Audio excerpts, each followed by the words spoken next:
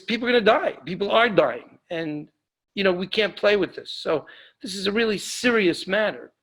And it's affecting everyone everywhere.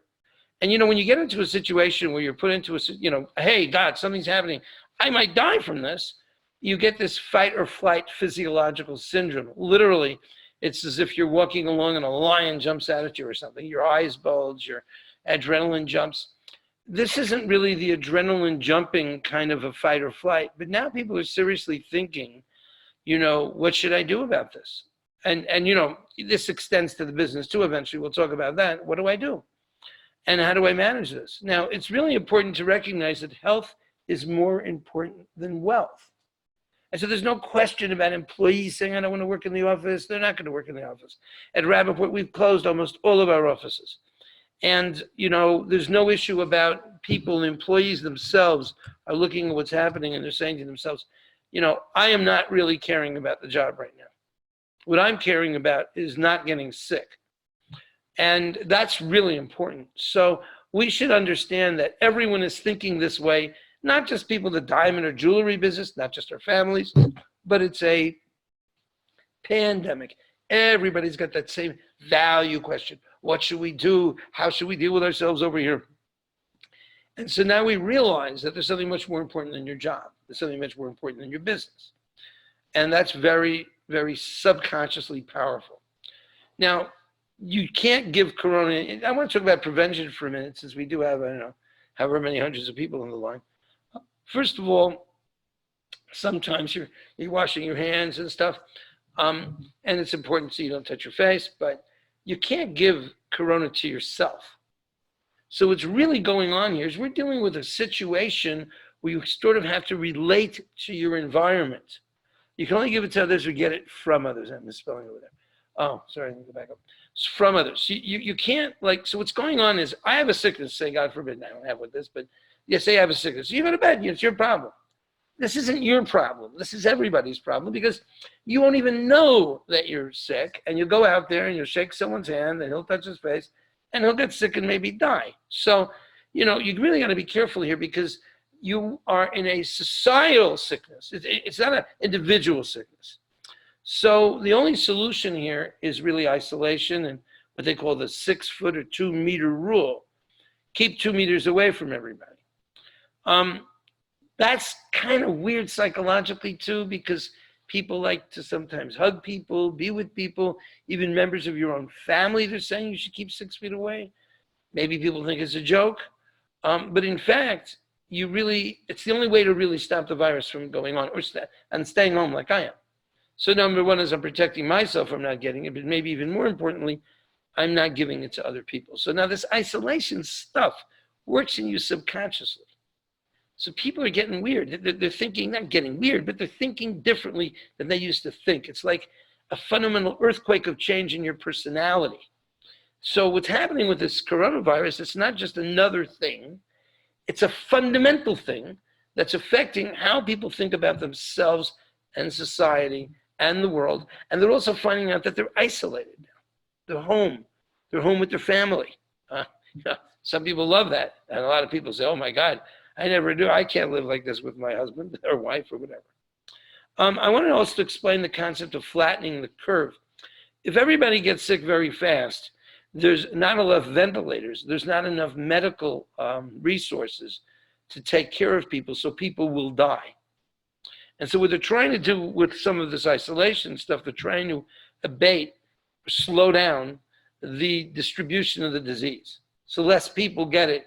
They know that a lot of people are going to get it eventually, but less people get it at once, so they can beef up the hospitals, get more beds, get more ventilators, get more medicines, get more tests.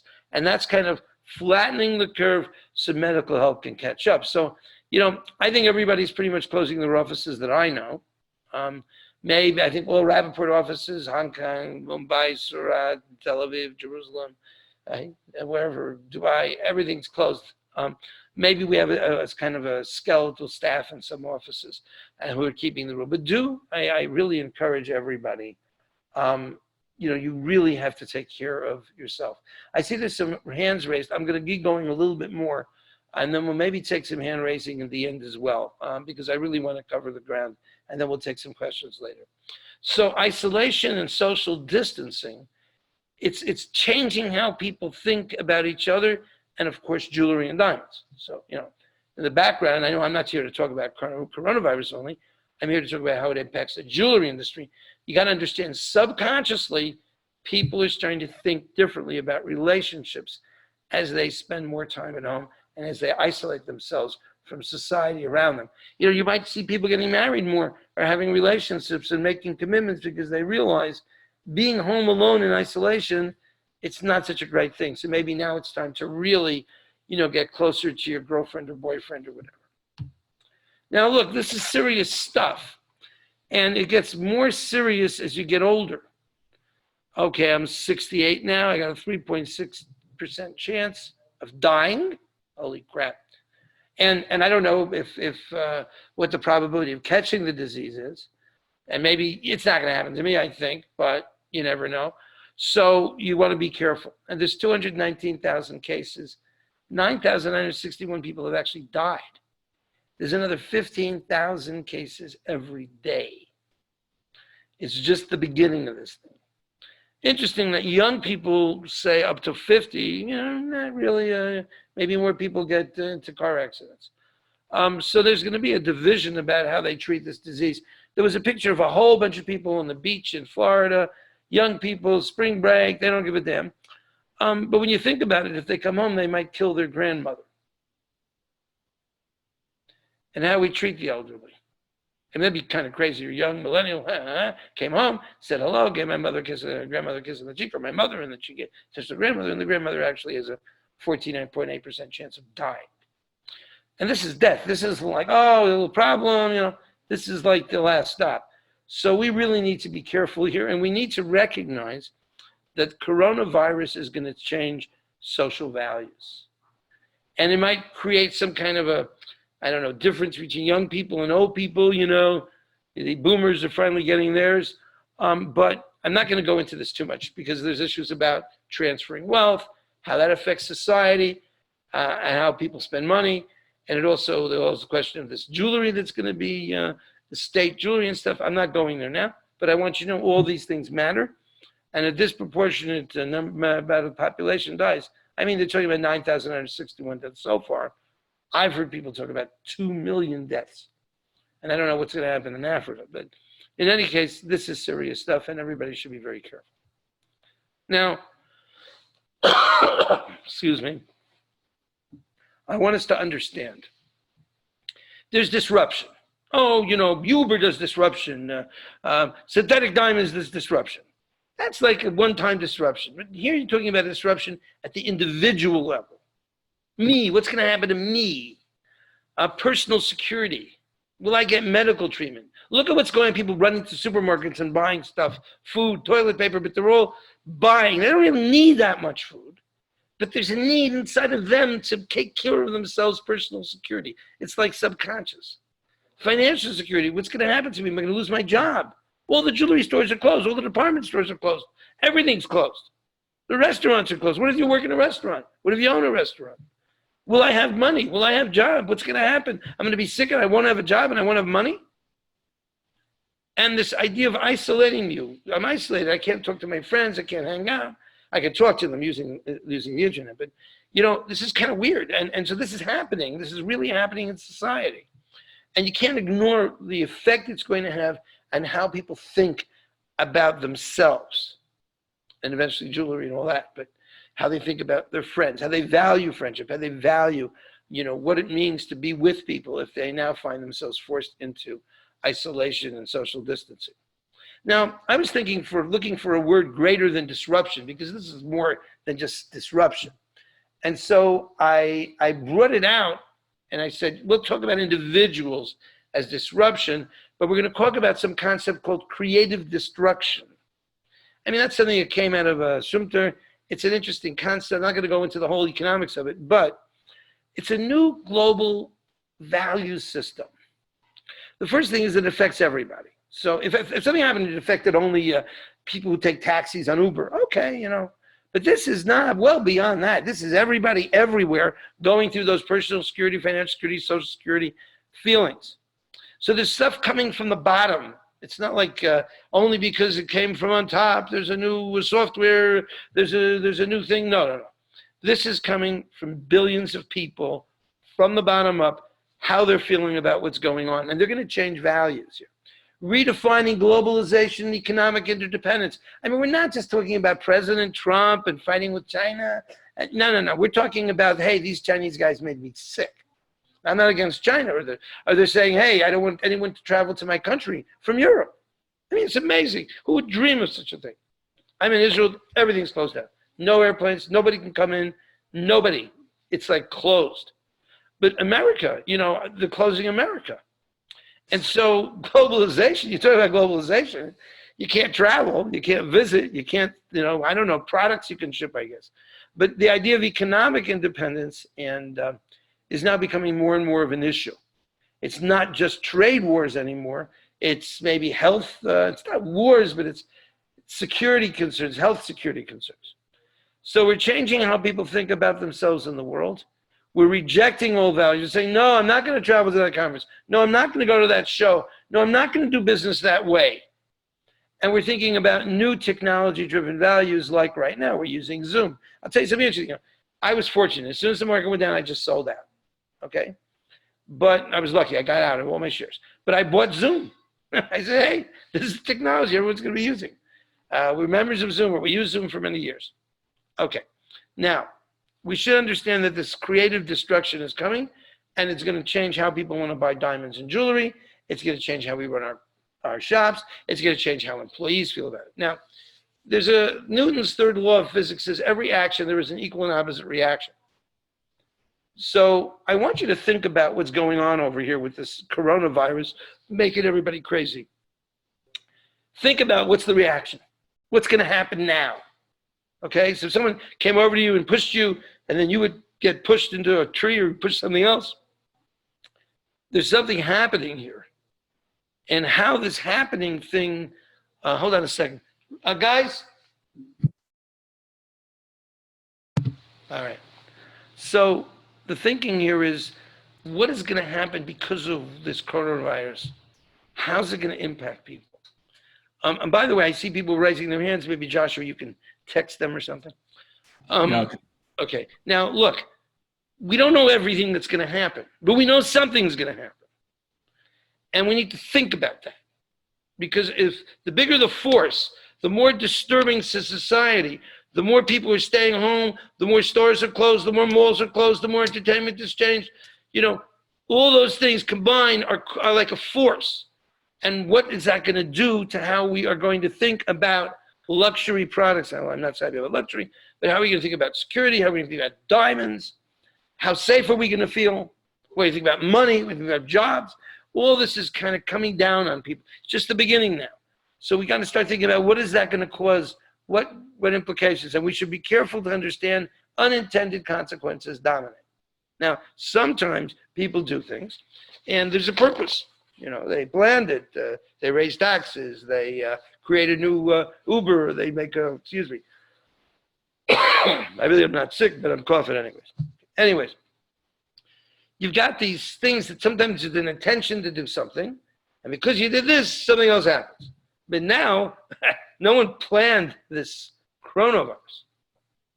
So the unintended consequences are going to dominate. So to some extent, we're in a high level of uncertainty. Just look at that stock market going up and down like a yo-yo. That's because we don't understand what's going to happen as a result of what has happened, okay? Not only don't we know what has happened, okay, we don't know what implications. And then even when I was talking to somebody who says, okay, China's going to get better, maybe. That could be. But the implication of what's happening now is in the whole rest of the world. There's more new cases happening in the rest of the world than there is in China. So the issue is no longer China. It's the fact that people are getting sick outside of China. And then it's not just that people are getting sick out of China. Now it's like stores are closing because the solution for the coronavirus problem is isolation. And therefore, all movie theaters and all stores and everybody's gone. The malls are dead and the jewelry shops are closed. So that's a second level thing that's happening. And then there'll be other things that will go on. For example, People who are manufacturing diamonds or have inventory, because the stores are closed, they're going to have enough inventory. They're not going to buy new goods, and you're going to get a whiplash effect. Okay, so if the stores are selling around 10% less, or 90% less, or 60% less, it'll be 100% less in places like India. So, anyways, be aware that it's complicated and that there are spillover effects that are happening here. Now, what is going on is internet technology is dominating the workplace, is dominating entertainment, is dominating everything. And if before we looked at the internet, or we looked at different technologies, I'll call digital technology, we thought, okay, it's there, can use it, 10%, 3%, 7% people buy jewelry online. Yeah. Now, man, everybody is 100% buried in the internet.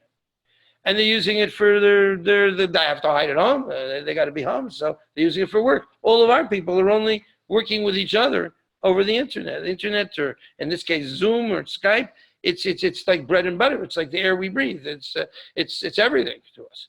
So this idea that everyone is now reliant on the internet is going to cause them to use it more, and even educating your kids, even everything that you're doing.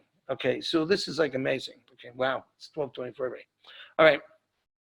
So interuse and access has become a matter of survival. It's no longer a luxury. It's not just for social media. It's now becoming mainstream, and that means everyone's going to use it. So to the move to a digital world, creative destruction will empower global digitalization. And they're going to say, what are you doing? I mean, you have a piece of jewelry and you didn't put it on the web and you didn't get an image. What are you, nuts? You're not part of the universe. You're not part of the real world if you were not fully utilizing digital technology.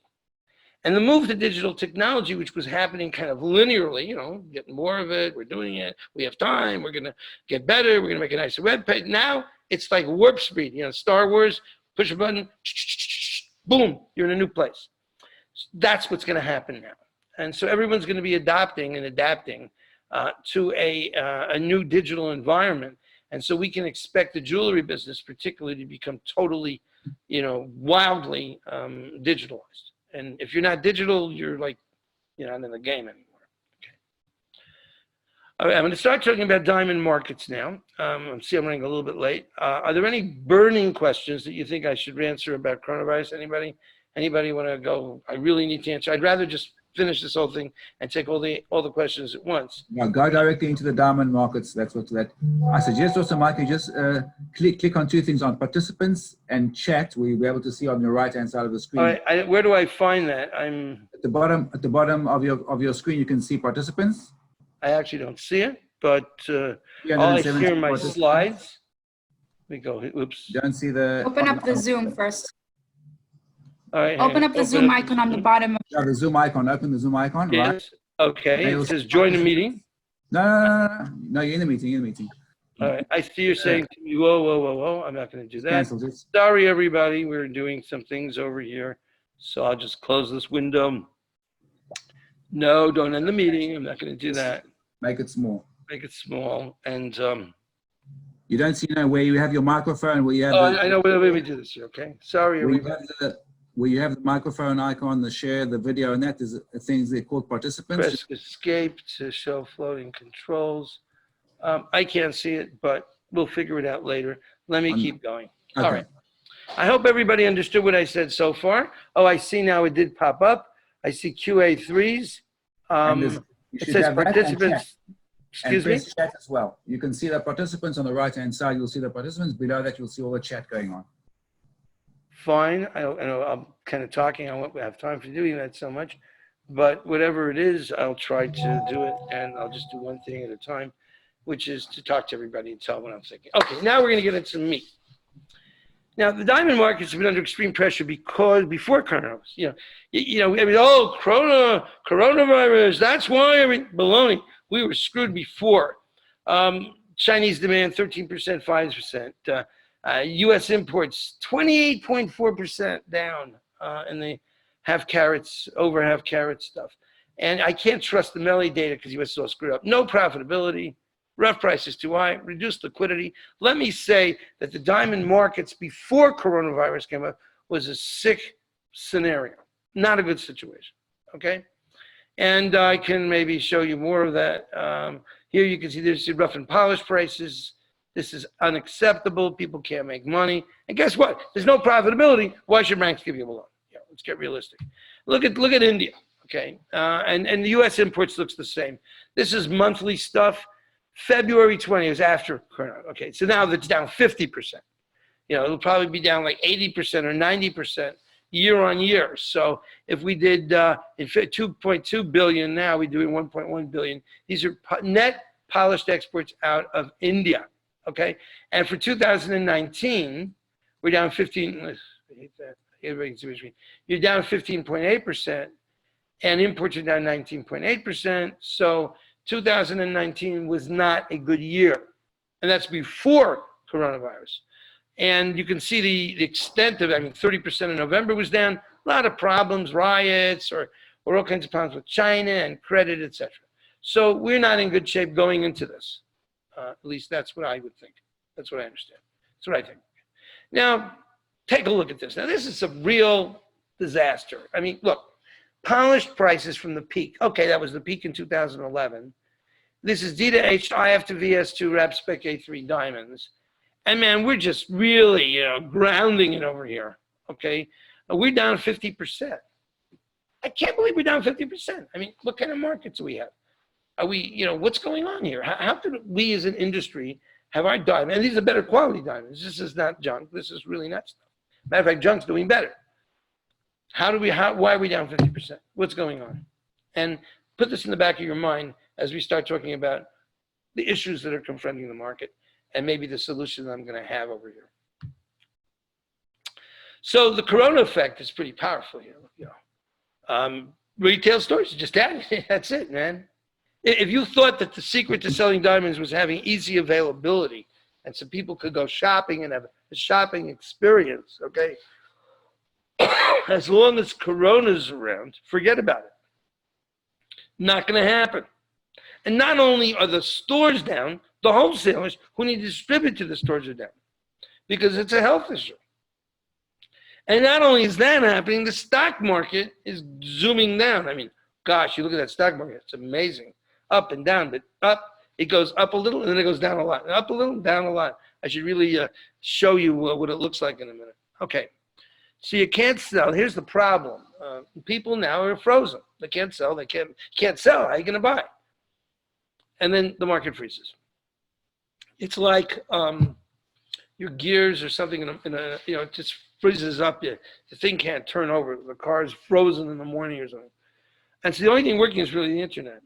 And so we got to think about that and say, well, we got to go digital. Well, we got to figure out how can we keep moving forward and how can we keep doing business? And maybe everybody can. If you have a retail store, or you have a pizza shop, how are you going to do it? Oh, I went to the restaurants here in Jerusalem the other day. And I didn't go out, but I was just driving by, say, because I had to go somewhere. And there was these signs, we deliver, home, or check us out on the internet and we'll deliver. And I'll explain to you what we've done, for example. We're in the middle of an auction right now. And so how are we going to deal with things? So we have to change how we're doing business. And a lot of it has to do with how we use the internet. Now, this is an example of the S&P. Now, look, you got to see here, things we're doing just fine. Look at this, beautiful, everything's good, America's happy. And, the stock markets were also going up, maybe not as good as America. But this is a nice, smooth ride. A little bump here, a little bump there. But now, ba-boom. Now that ba-boom makes people think about their wealth, their money. Should they be buying expensive things? Should they be buying jewelry? Are they in the mood? Okay, so that's a real problem here. So people are starting to think, I don't want to spend money, and I want to watch my money. And so if we're going to just rely on the liquidity that could be provided by consumers, then the markets are really going to freeze. So there's a real issue over here. How do we keep these markets alive? And I am going to give a solution, believe it or not, or what I think is a solution. But look at this. Okay, this is like we're coming along. Everything's fine. Now I'm looking at things from January. So you can see the beginning of January. Everything's great, great, great, great. Now over here, and it's funny because coronavirus was around here too. You could have shorted the market. You could have sold your stocks, but no one paid attention. Now look and see these little jumpies. Boom, boom, boom, boom. Very interesting. It's a steps going down kind of thing. 28%, which isn't the end of the world, but it's still it's everybody kind of almost lost 28% of their money. That's a lot of money. Not everybody. Wealthier people who tend to buy jewelry because they tend to have money in the bank, they tend to be in the stock market. And don't forget, a lot of people in the stock market, because interest rates are like close to zero. Now they are actually over zero. But, so everybody who had any money who'd be a typical diamond customer, they kind of probably have felt this because they probably invested. Here's an interesting story. What the hell with the Signet thing? Now, Signet's a nice company. They're nice people, not against anybody, especially the new people there as well. But what the hell is going on? 71% since January. All right, 28% of the market, 71%. I mean, you'll see in a minute. I mean, I'm thinking maybe we should buy Signet for lunch. But what will we do with it? So it's not, and I'll show you in a minute. So like, wow, what is going on with Signet? And is this the future of the diamond industry? Are we so reliant on retail that if we, this is the largest jeweler in the world here. This isn't, Joe Schmo. Are smaller jewelers better than bigger jewelers in this environment? Are they more nimble? Are they more able to do things, sell things electronically? I don't know. But if you said to me, the diamond business is based on B2C, and if B2C goes to hell, we're all going to hell. And so maybe this is the future of the diamond industry. The shares under 10 yesterday. Or not. What do we do? How do we run a business? What's going to happen to the diamond industry here? Is this our future? Now, there's an interesting story here because, there's this whole question about luxury and brands. Now, you can see that Tiffany took a hit right here. But Tiffany jumped up because someone bought them. LVMH, not just someone. But if we take a look at what's going on here, okay, they're both feeling this big drop. That's normal. But why is Tiffany going up 49% this is from January? You can say they were the same. In January 17, they were exactly the same. Okay, we're 3 years later. But why? This guy went up and this guy went down. Look at that, a clear separation of paths. Why did that happen? Well, I think there's a strong argument against the idea of just trying to be a store versus a brand. And Tiffany has one strong, solid brand. And that's the clearest sign to me that branding has great value and survivability. So you might say, listen, Rappaport, don't freak out. The diamond industry is not going to go the way of Signet. The diamond industry will go the way of Tiffany as long as we build ourselves in luxury products. But Tiffany only buys very narrow ranges of goods, where Signet buys a lot more. They're also narrower today than they used to be, but they buy a lot more. So if we had to rely our industry's production, manufacturing, mining, all on a few Tiffany's, there are a few, Boucheron, Cartier, and all the other brands, high jewelry. Our industry is not going to, it'll become very, very niche-y, okay? Like sort of maybe Ferrari cars or Jaguar or something. It's not going to be broad-based anymore. Millions of people, they're not going to be able to play that game. So I don't think that's the solution, although it is definitely worth noting. Now look at this part. This is really freaky, okay? Look at the relationship between Tiffany and Signet over these years. So, once Tiffany's worth twice as much as them, in 2015, Tiffany was pretty much worth the same market cap, same illusion as Signet. And then, whoa, things deteriorated 5 times. In 2018 already, Tiffany had 5 times the market cap of Signet, even though Signet sold 6.2 billion and they only sold 4.4 billion. And it deteriorated further. So you got to 6 billion, 6.1 billion, and 4, there's still more. They're like 50% more than in sales. But the market cap, the value of the company, the future of the company, if you want to put it that way, 16.25 times. And then here, okay, even though Tiffany went down in their market cap, I mean, Signet got clobbered. Is that the market cap of the diamond industry, the jewelry industry? Is that what we're worth? Is our value as an industry also tanking to this degree without brands? Where should we be? How should we develop further? Where should we go? What should we do? Okay? Because that 530 million, that's really not a lot of money. like really not a lot of money. And so you got to wonder, maybe someone will buy them. If they bought them, what would they do with them? So it's a real question about where are we going. And this is not even because of the virus only. Okay, the virus chopped them in half and maybe, but still in all, the problems or the issues were more than just because of the virus. But the virus now is waking us up to the extent that we are forced to confront our challenges and our problems. So before we could just, put on the right, not really, it's going to work out, let's just wait it out. Now we're kicked in the ass. Now we're slapped in the face. Like I have John who runs our thing, he's our editor, not editor, he's our publisher. He says he's from Ireland. He says someone came over and they slapped me in the face with a fish. He says, that is a very strange way to think about things, but slapping with a fish. I mean, we are now at the point where we can no longer ignore what's happening, or as Warren Buffett says, when the tide goes out, you can see who's not wearing pants. So we are at the situation now where the tide is out, and we need to think, where are we going? How are we going to deal with this? How are we going to save our industry? Okay. So I'm just pointing you, I don't know why we had this Signet and Tiffany's extra slide there. This is just showing you the Signet prices. All right, now. So let's take a breath. Everybody okay? I'm going to get into the third and the final part of our story right here. Now, when we look at the industry, we have to think about what are we? What makes our industry tick? And so over the years, what's happened is the old days, and I'm an old guy, now 43 years in the business. I learned in Antwerp. I remember the old diamond dealers. And there was a sense of identity. You were a diamond man. And the retailers were there, okay, it's fine, we go here. But the retailers were not really the core, the fundamental basis of the business.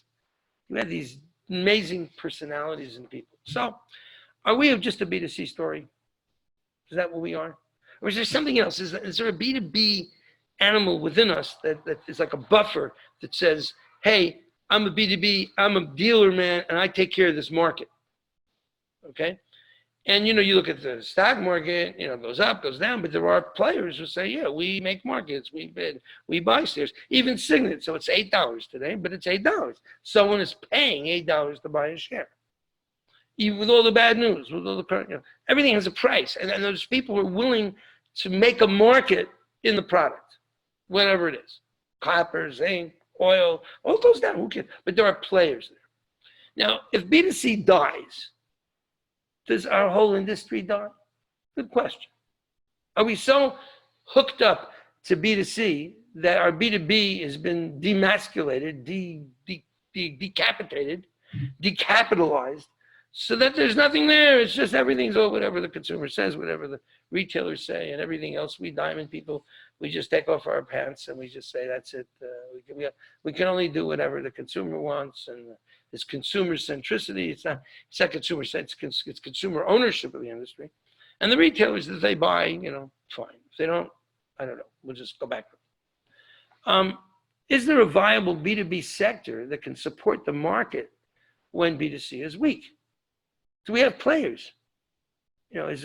Are there people who say, okay, I'll buy a diamond. I know the market's weak now. I'll buy it super cheap, but I'm going to be there for it. And I see this, for example, in the recycle business. I see people who are still willing to stand up and buy even today, and they're not afraid. And there is that dealer group that stands up there. So let's think about this a little bit. And what is the idea of diamonds? And the reason I mention this is because I talked to some high and mighty people in the industry, and they say, oh, luxury, luxury, luxury. Oh, luxury, diamonds are luxury. And I'm thinking, luxury is crap. Diamonds should be more than luxury. And so what we did was, I think the industry did was, they said, what is a diamond dream? Now, a diamond dream always incorporated within it, and this is going to be a very important point I'm going to say in a few slides, the idea that diamonds are a store of value in difficult times. The fact that diamonds are valuable, and whatever happens, you can get money for them. And if everything hits the fan, you can run away from Germany, come to America, and you can get some money. You can go to Switzerland and get some money. They're worth something. It's not like you'll see that pocketbook. Diamonds have value. Now this guy Oppenheimer, okay. And you say, and they say, so the idea behind the diamonds, what is the idea of diamonds? is the idea of diamonds. This is a luxury pocketbook. This is a luxury pair of shoes. Is that the idea of diamonds? But the idea of diamonds, when everything goes cuckoo and you get chronoed, oh, I got a diamond, I have money, I can take that diamond, I can get money. The idea of store of value during difficult times. If you get nothing else from me today, that's the question that I'm jabbing into the industry right now. That's the question I'm forcing everyone to pay attention to. Are diamonds a store of value or not? When the tough times come, do we provide a market for diamonds? Do we provide liquidity diamonds? Do we hide under our bed? Can our industry handle diamonds and give them a fair price, whatever the competition is? Now, this idea of diamonds, think about Oppenheimer. What was Oppenheimer doing? He's sitting there in a recession, in the depression of the United States of America, 20s, late 20s. And he hires someone to come up with a marketing campaign. He wasn't waiting for the consumer and the retailer to come to him, to take his hand, to lead him to a diamond industry. He was proactively looking at diamonds and saying, I will move this thing forward. I will take responsibility for diamonds. I will promote diamonds. I am going to be a diamond man. And that's what Ernest Oppenheimer was. Okay? A real diamond man. So he didn't go to the product and sniff the consumer to decide what should be with diamonds. No, he was proactively buying diamonds all the time. He was making a market for diamonds, very cheap as it was, but he was a diamond man. He wasn't a retailer. He wasn't a luxury coochie-coo guy with a pocketbook. He was a diamond man. And now I got to think about, do we have diamond men? Now, what is the idea behind diamonds? And again, is the idea behind diamonds is a store of value. Are diamonds more than just a luxury product? I'm not against luxury. I'm not against brands. I'm not against someone that says, I can take a diamond and I can turn the diamond into a Ferrari, into a, I don't know, whatever you want to turn it into. And that's fine. That's wonderful. But is that all we are? Is a luxury product and we're not a store of value? Are diamonds valuable? Not because there was some kind of a luxury product and this month people are excited about buying luxury and they go up and they go down and they like luxury, they don't like luxury. No, are we more than luxury? Are we valuable because we're diamonds? And you gotta understand, people understand that. And consumers intrinsically understand the concept that a diamond is valuable because it's a diamond. And who makes them valuable? Why are they valuable? Who stands behind diamonds? Mr. Oppenheimer is no longer around, even his son is no longer around. I'm not complaining about anybody. De Beers does what they think is best for free markets. Rosa does what they think is best. They're the big stakeholders. They got a lot, billions of dollars tied up in this game. But who's the house? I think these people have all gotten, I don't know, they're taking luxury like heroin or something. You know, that's it, luxury. But what about the value of the diamond? Who's standing behind the value of diamonds? And I think we need to think about that, especially now with the coronavirus. So that's the key question here. That's why I'm here today. Are diamonds a store of value in troubled times? Yes or no? And I think it's a fair question to ask, especially if people own diamonds. So, you know, I was at I decided I'm going to learn about consumers, right? So I go to Palm Beach. And I meet with, I go to Palm Beach, the show, I went to Miami show, the Palm Beach show, a lot of consumers. I wanted to see how do people think about diamonds. I gave a speech, and 120 people came. And at that Palm Beach show, I gave a talk, and afterwards someone comes over to me, a very nice person, and she says, look, I'm 86, my husband's 91, my children don't want jewelry, can you please help us? I said, sure, try to help, why not? Broker it, sell it. And she puts down a certificate for, I say, 20 carat, the flawless. A guy went to Palm Beach, he said, there was a rich guy, an old guy that went to Palm Beach from New York City, you know. So he got to Palm Beach, he said, I learned two things in Palm Beach, he said. First of all, I learned that I'm not so old, because there's a lot of very old people there. And the second thing he said, I learned that I'm not so rich. But the bottom line is, here's a seller. So I didn't know what to say. I said, wait, now's not a good time to sell. Sure enough, I think I was right, but who knows where it'll go. But what are you going to do with these people? What are you going to do with 97 million Americans that are going to want to sell their stuff, for example? And now it's not even, now it's troubled times. Even if it's not troubled times. Do we have a market, a viable way to provide liquidity in the diamond industry? Now, here's what I think. Diamonds are a story of value if and only if there is a viable, ethical, transparent, competitive, and efficient market that provides fair value to those seeking to sell. So if we sell diamonds and people want to resell them back to us, or if anyone wants to sell a diamond, they have to have a market, they have a place they can go where they can get a fair price. I didn't say a high price. I don't even care about the price. I just care about the fact that there's a competitive liquid price. Now, this kind of a market isn't based on luxury. It's not based on consumers. It's based on dealers. Now, the diamond market belongs to the dealers, not the mining companies, not the retailers. The dealer community, which we used to have, I hope we still have them, and they have the guts to put down and say, I'm going to buy something. And some of them have been, I don't know, seduced into the rough world, but forget about rough. Buy the polish. So the question is, do we have a viable market? It is the role and responsibility of the diamond dealer community to participate in markets that provide liquidity for diamonds.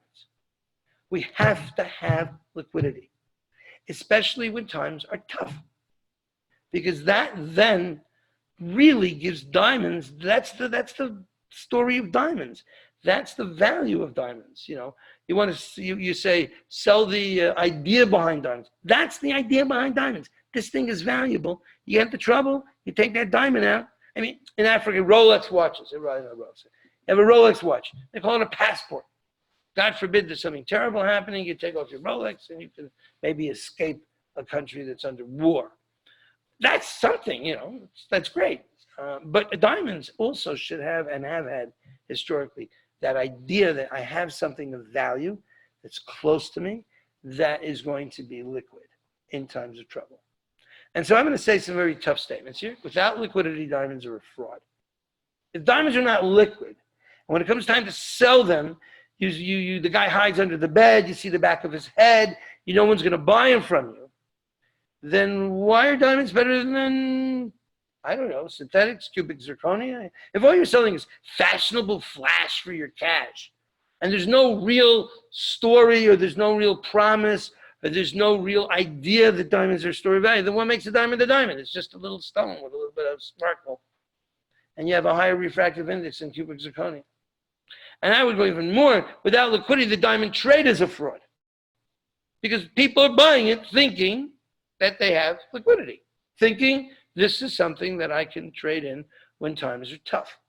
So when times are tough, like now with the coronavirus, this is our opportunity to figure out, to step up to the plate and say, okay, guys, we're going to provide liquidity to a market. And I think that's the most important thing. So all diamonds have value, first of all. No one is flushing this stuff down the toilet.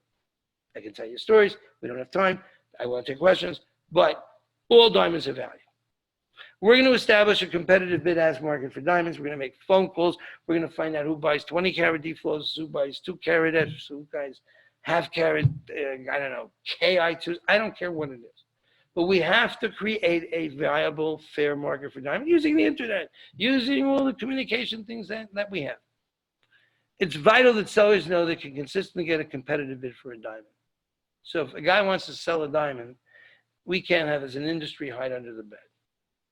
And we should understand bidding liquidity creates confidence, no matter what the price is. Yes, I know I can get $8,000 for something, whatever. Okay, fine. Now, here's an example. So we went on a rack net. I said, let me see what's going on. So I took 1 carat, D flawless, EVVS1. These are all the price kind of the economic term is traditional, whatever. These are price lines that you could have for different qualities or different levels of diamonds. Okay. And I said, show me one of each. Rapport A spec A3. Okay, there's faint fluorescence on them, but it's a nice stone. Nice stone. And here it is, $8,000, 55 below. Somebody give me $1,000, $2,000, $500, $5,000. These things have to start selling. And we have to pull together as a community of dealers. Now, I'm not saying every dealer has to do this. I'm not saying retailers have to do this. I'm saying as an industry, the players, the people who have a stake in the diamond industry have to go out there and they have to start playing this game. They have to start thinking, well, I'll buy it if it's cheap enough. Yeah, I'll make a bid. Just bids. That's all it was, bids. And well, you look at the different prices. Okay, this is the best price in random. Okay, maybe they're crazy, but here's another price that's based on the 10%, and you probably have 50 or 100 diamonds in each, maybe 500 diamonds in each one of these categories. And we take like the 10%, they're less expensive, and they do the average. So this is a pretty good indication of pricing. And I'm sitting back here, and I'm going to start talking to my team and say, guys, can we get bids for these things? They're good prices. Someone, is there anyone in the world who would buy a D flawless? What price? What's the price today for D flawless? Not the price for a seller. What's the bid? Bid. Right. So that's how I'm thinking. Now, so first of all, let me stop for a second, and I want to make this point clear to everybody. We have to have liquidity in the diamond markets. Not even a question. And that is the challenge before us. If we have liquidity in the diamond business, everything will be fine. If we don't, then we're going to have serious problems about what is diamonds. Consumers are going to say, I'm never going to buy this again. I can't sell it. It's just, and even as an industry, I feel terrible. People buying diamonds, but the idea that they can sell them and no one's willing to buy them. So what I want to do is I want to marshal together all the forces of those people who can buy. Maybe they're speculators, maybe they're whoever they are, and say, guys, could you please help us to create bid prices for diamonds? And I don't care if they're low, that's fine. And so that's where I'm going to be putting a lot of effort in the weeks ahead to help us pull out of this thing. So people know, okay, there's a market. I like the price. I don't like the price. I want to sell. I don't want to sell. But they know there's a floor to the market. We're not hanging in the air here. And to me, that's a very important concept. Here's a little cute thing that I learned from the 2008 debacle that the diamond industry went through. Okay, how do you make money in a downward moving market? I think we showed you for example, where was that over here? You see this here?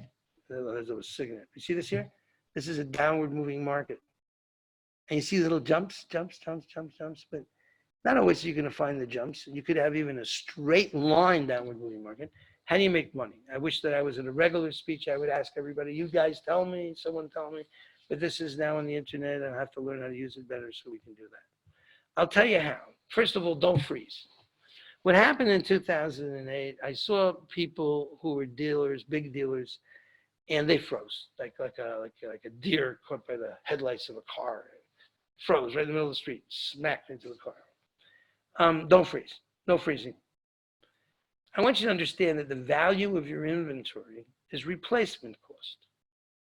So let's say you buy something for $10,000, diamonds, jewelry, and you see that it's for sale in the market now at $7,000, which isn't that crazy. The stock market went down 27%. And you go, oh God, look at that, market's sit there, and I can't do anything, I better just not do anything, leave the goods in the safe and wait, which a lot of people did in 2008. Came along some smart Indians, and they said, hold on a minute. If the market was cost me 10, and the market's giving me replacement at 7, I'll sell for 8. So they took something that cost them 10, they sold it for 8, and they replaced it with 7, and they put $1,000 cash in their pocket during the worst times of the world. Interesting. So sell below your cost. You understand, your cost is your replacement, because after they did this for months, they ended up with a lot of good customers, and they had the same inventory. They kept replacing their inventory. Didn't make a difference. So and then when the goods went back up, they had the same goods. They were not hurt by doing this. So sell below your cost, replace, and make money. This would be very good advice to people in a downward moving market that I would share with you. And I was talking to this banker, and the banker said to me, he said, as long as my client is breathing, I don't bury them, him or her. I'm not sexist here. And so that's kind of interesting. If you're in the game, if you're not frozen, if the diamond industry at the dealer level is not frozen, and I don't expect retailers to kill themselves here, although they probably should buy stuff cheap if consumers want to sell them. But this idea that you keep breathing, that you keep trading, that you buy, you sell, if you can today. I understand all the bourses are closed, right? But if you can, with the internet, this would be a good way to think about how you're going to survive how you're going to go further, particularly dealers who have this capability. Replace your inventory if you can sell. If no one wants to buy anything from anyone, that's another story. But you want to think about that. You want to not freeze.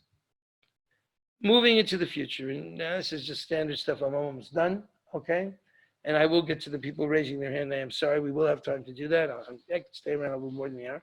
Embrace the future, and you can own it. That means you can't just be struggling to use the internet or whatever.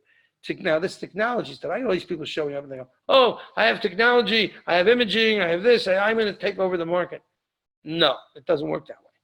Technology alone is just a tool. It's like a phone. It's like a fax machine. It's like whatever, Not going to replace the business. The skill of craftsmen, negotiating, struggling, hustling, passion of the salesperson, all that is vital. You can use technology like you use a telephone or like you use Zoom or like you use today Skype, but that's not going to make your business, okay? You have to be the diamond guy, the jewelry guy, the person who really understands the product. So we're not selling technology. We're selling beautiful diamonds and jewelry to loving people. You got to remember that. So our ability to optimize use of technology and adapt its use to our needs and the needs of our customers is the key.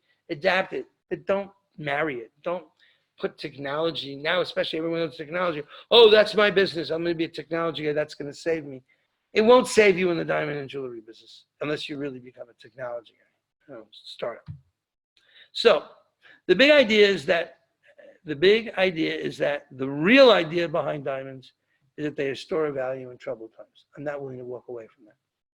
Our ability to provide liquidity to customers is the key to the survival of the diamond industry. If you ask me, what do we need to do now? What's the test? What's the one thing we have to do? It's provide liquidity. Fashion and luxury may come and go, but the value of diamonds is forever, okay? And that's my conclusion.